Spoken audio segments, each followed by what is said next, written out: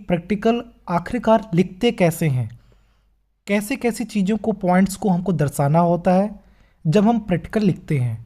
तो मैं उम्मीद करूँगा कि आप लोग बच्चों वीडियो पूरा देखेंगे। इसके बाद मैं एक प्रैक्टिस भी दिखाऊंगा कि किस प्रकार से क्वेश्चन आ सकते हैं, तो आप उसको देखिएगा, सॉल्व करने की कोशिश करिएगा और बाद में आप लोग प्रैक्टिस करिएगा। चलिए, देख पा रहे होंगे स्क्रीन पर लिखा हुआ प्रैक्टिकल कैसे लिखें। तो कुछ पॉइंट बहुत ही इंपॉर्टेंट हैं, आप देख पा रहे होंगे। पहला है क्या, उद्देश्य। उद्देश्य लिखना बहुत ही इंपॉर्टेंट है। तो जो भी प्रैक्टिकल आएगा उसका हमें पहले उद्देश्य जानना होगा कि उद्देश्य क्या है उस प्रैक्टिकल का। उसके बाद उसके बारे में हमें परिचय देना होगा। फिर आवश्यक सामग्री और औजार के बारे में बताना होता है। फिर हमने उसको किस कारण प्रणाली से किया है ये चीज़ बतानी होती है। आगे देखेंगे, एक उसका स्वच्छ चित्र बनाया जाता है, यानी कि जो भी क्वेश्चन होगा उसका साफ सुथरा स्वच्छ यानी कि बहुत नीट एंड क्लीन डायग्राम बनाना पड़ेगा। हमें क्या क्या सुरक्षा और सावधानियां बरतनी चाहिए, यह भी पॉइंट्स वहाँ पर आता है, उसमें बताना चाहेंगे हम लोग। फिर बाद में जो भी आपने बनाया उसका परिणाम। कुछ बच्चे इलेक्ट्रीशियन के होंगे, कुछ बच्चे फिटर के होंगे, कुछ लोग डीजल मैकेनिक के होंगे, कुछ मैकेनिक मोटर व्हीकल के होंगे, कुछ वेल्डर के होंगे। तो देखिए, हम थोड़ा सा विस्तृत करके बताएंगे। उद्देश्य में क्या लिखा हुआ है, आप कौन सा प्रयोग लिखने वाले हैं उसका नाम यहाँ लिखना होता है। आप जो भी प्रयोग कर रहे हैं उसका नाम लिखना होता है। सेकंड पॉइंट है परिचय। परिचय क्या है कि जो भी प्रयोग आप लोग लिख रहे हैं उसके बारे में 1 या 2 लाइन यहाँ पर आपको लिखनी होती हैं कि आप इस प्रयोग में क्या करने वाले हैं। तो आप लोग देख लीजिए। पॉइंट नंबर 3 देख पा रहे होंगे, आवश्यक सामग्री और औजार। यहाँ आपको लिखे जाने वाले प्रयोग में उपयोग आने वाले औजारों और सामग्री का नाम लिखना होता है। यदि आप यहाँ टेबल बनाते हैं तो बहुत ही अच्छा रहेगा, यानी कि आपको अच्छे मार्क्स मिल सकते हैं। ये टेबल कैसे बनानी है देख पा रहे होंगे कि यहाँ पर पॉइंट्स नंबर 1 होंगे, आपने जो भी औजार यूज़ किया, मान लीजिए कोई कटिंग टूल है, आपने कोई भी प्लायर यूज़ कर रहे हैं या आप लोग हेक्सा यूज़ कर रहे हैं, यहाँ पर लिख दीजिए, उसका विवरण दे दीजिए और मात्रा दे दीजिए कि हमें कितनी मात्रा मैंने यूज़ किया। मान लीजिए आपने MS प्लेट यूज़ करी, सामग्री MS प्लेट है, यहाँ पर MS प्लेट लिख दीजिए, विवरण दे दीजिए कितने की, मान लीजिए 25 × 55 की प्लेट एक है। मात्रा देख लीजिए कि उसको कितने मात्रा में हम लिख रहे हैं, ठीक है। तो इस प्रकार से 1 है, पीस है, 2 पीस है, इसके बारे में हम लोग यहाँ पर दे सकते हैं, बता सकते हैं। अब बात आती है कारण प्रणाली। जो भी प्रोसेस होगा, मान लीजिए आपको प्रैक्टिकल में मिला हुआ है, मैं आपको बता दूं, एक वर्कपीस है, एक वर्कपीस होगा, उसमें एक फीमेल पार्ट होता है, एक मेल पार्ट होता है। मान लीजिए आपको इस प्रकार का बॉक्स बनाना है, ठीक है। तो ये फीमेल पार्ट हो गया, ये आपका मेल पार्ट हो गया। तो इसके हमें जो भी आपका MS प्लेट होगी उसको पहले कट करना होगा। इसकी डायमेंशन दी होगी, मान लीजिए 20 है, ये मान लीजिए 20 है, तो 20 × 20 का हमको एक पार्ट 1 लेना पड़ेगा। इसकी डायमेंशन मान लीजिए 10 है, इसकी मान लीजिए 5 है, इसकी मान लीजिए 5 है। तो इस प्रकार से उसको कट करना पड़ेगा MS प्लेट को और उसको हमें दर्शाना होगा।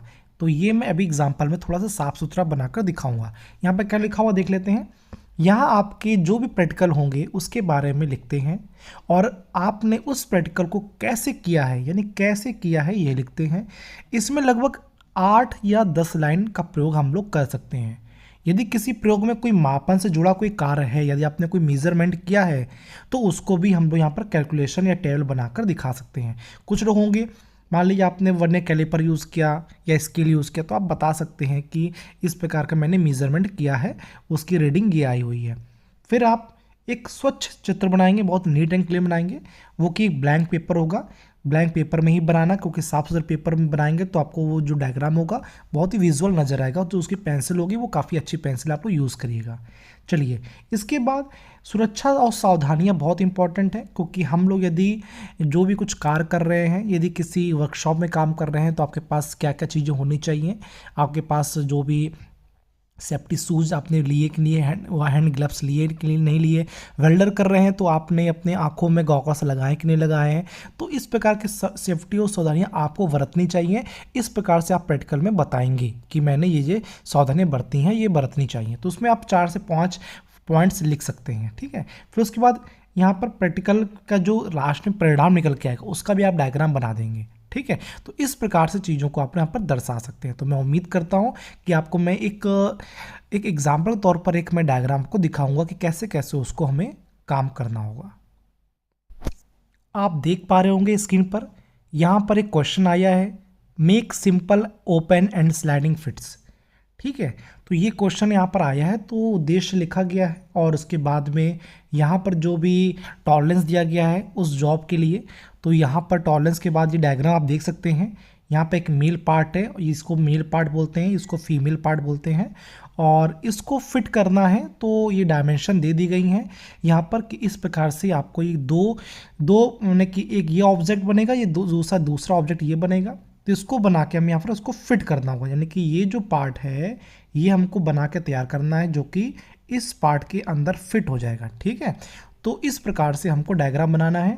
तो यहाँ पर जो डायग्राम में डायमेंशन दे दी जाएंगी कि ये 50 mm है, ये 48 है, ये 20 है, 14 है, तो इसको हमें मेल और फीमेल पार्ट को दोनों को अलग अलग बनाकर इसको फिट करके दिखाना है कि किस प्रकार से यहाँ पर डायग्राम बनेगा। तो मैं उम्मीद करता हूँ कि आप लोग चीज़ समझ में आ रही होंगी। आप ये देख पा रहे होंगे फाई दिखा रहे हैं, यानी कि फाई क्या है, इसका क्या है, डायमीटर है, यानी कि 3 इसका डायमीटर है।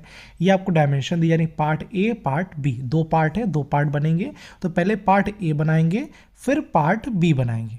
ठीक है, तो ये फिटर हो गया, जैसे वेल्डर हो गया, तो इन सब चीज़ों के में ये यूज़ होगा। अब वेल्डर में वाली कोई टी ज्वाइंट है, टी ज्वाइंट आ जाए, ठीक है, टी ज्वाइंट आ जाए, तो टी ज्वाइंट को हमें किसी अदर ज्वाइंट में ऐड करना है, तो टी ज्वाइंट कैसे ऐड होगा, पहले हम एक प्लेट लेंगे, फिर दूसरी प्लेट को हम लोग यहाँ पर इसको यहाँ पर क्या कर देंगे, हम लोग वेल्डिंग कर देंगे। ठीक है, तो इस प्रकार से हम लोग यहाँ पर प्रैक्टिकल कर सकते हैं। अब वो किसी भी सब्जेक्ट का क्यों ना हो, आप प्रैक्टिकल आसानी से कर सकते हैं। और जब ये बन जाएगा तो उसके बाद इसकी ड्राइंग, जो स्वच्छ ड्राइंग है वो बनाकर आप इसके जो प्रॉपर डायमेंशन है वो दिखाकर आप लोग डायग्राम बना सकते हैं। तो देख पा रहे होंगे यहाँ पर और भी एग्जाम्पल हैं। ठीक है, अब देखिए एक जॉब सीक्वेंस होता है, जॉब सीक्वेंस भी लिखने को आता है, कभी कभी एग्जाम में पूछा आता है जॉब सीक्वेंस लिखो, यानी कि जो भी आप प्रैक्टिकल करेंगे उसका जॉब सीक्वेंस क्या, पहले क्या करना है, फिर क्या करना है, फिर क्या करना है। तो आप एक बार देख लीजिए जॉब सीक्वेंस में क्या क्या लिखते हैं। देखिए यहाँ पर लिखा हुआ है, नीचे दिए गए जॉब में रॉ मटेरियल की जांच करें पहले कि एमएस प्लेट है कि नहीं है, फिर फाइल की सहायता से फाइलिंग करके जॉब का साइज 50, 48 और 9 mm का बनाए हेतु जॉब को लंबवत और समांतर रखें। ठीक है, यानी कि लंबाई चौड़ाई और ऊंचाई दे दी गई उसकी। फिर जॉब को सरफेस में मार्किंग मीडिया के तहत उसको ड्राइंग के अनुसार जॉब मार्किंग कर लें। ठीक है, तो फिगर 1 में क्या करेंगे, अब जॉब मार्किंग करेंगे। ठीक है, तो जॉब मार्किंग करने के बाद इसे इसको कट करना होगा। ठीक है, और यहाँ पर क्या होगा, यहाँ पर देख लीजिए, यहाँ पर फाई का मतलब क्या है, 3 mm का यहाँ पर एक होल करना होगा। ठीक है, 3 mm क्या करना है, एक होल करना है। ठीक है, इसके बाद क्या करना है, आप देखिए फिगर 2 में भी सेम चीज़ करनी होगी कि 1 mm को छोड़कर यहाँ पर क्या लाइनिंग करके यहाँ पर मार्किंग करनी है, फिर इतने इतने का साइज़ का जॉब साइज काटना है, फिर उसकी तरह करने के बाद जो भी अतिरिक्त धातु होगी उसको फाइलिंग कर देना है, उसको फिर निकाल देना है। तो इस प्रकार से ये आपका जो प्रोजेक्ट है, यानी कि जो आपका प्रैक्टिकल है, कंप्लीट हो जाएगा। अब हो सकता है कुछ बच्चे डीजल मैकेनिक के होंगे या एमएमवी के होंगे, मैकेनिक मोटर व्हीकल के होंगे, तो उनको क्या करना है, इंजन को ओपन करना और क्लोज करने में जो जो चीज़ें आवश्यकता पड़ती हैं वो उसके बारे में लिखना होगा। रेफ्रिजरेटर को ओपन करना क्लोज करना इसके बारे में होगा। फ्लाई व्हील को ओपन करना और क्लोज करना, बांध के रखना, इसके बारे में इंफॉर्मेशन होगी। यदि कोई बच्चा कोपा का है तो कोपा के लिए क्या क्या होगा, उसको कोई फोल्डर बनाना होगा। ठीक है, उसको कोई एमएस वर्ड में काम करके दिखाना होगा, या पीपीटी बनानी होगी, या कोई एक्सेल में काम करना होगा, या हाइपरलिंक में काम करना होगा। तो इस प्रकार से चीज़ें कोपा वाले बच्चे कर सकते हैं। अब ये मेरी बात को आप लोग समझ रहे होंगे, और मैं सोच रहा हूँ मैं समझ भी रहे होंगे और जान भी रहे होंगे कि क्या चीज़ें इंपॉर्टेंट हैं, क्योंकि आपने प्रैक्टिकल जरूर करे होंगे। मेरा उद्देश्य इस वीडियो को बनाने का ये है कि आप लोग समझ जाएं, परेशान बिल्कुल ना हो भी होगा। इसी प्रकार से आप मेरे चैनल को फॉलो करते रहिए, बने रहिए, और चैनल को सब्सक्राइब भी करते रहिए, और अपने फ्रेंड्स को ज़रूर शेयर करें ताकि आपको न्यू अपडेट मिलती रहे। तब तक के लिए जय हिंद, जय भारत।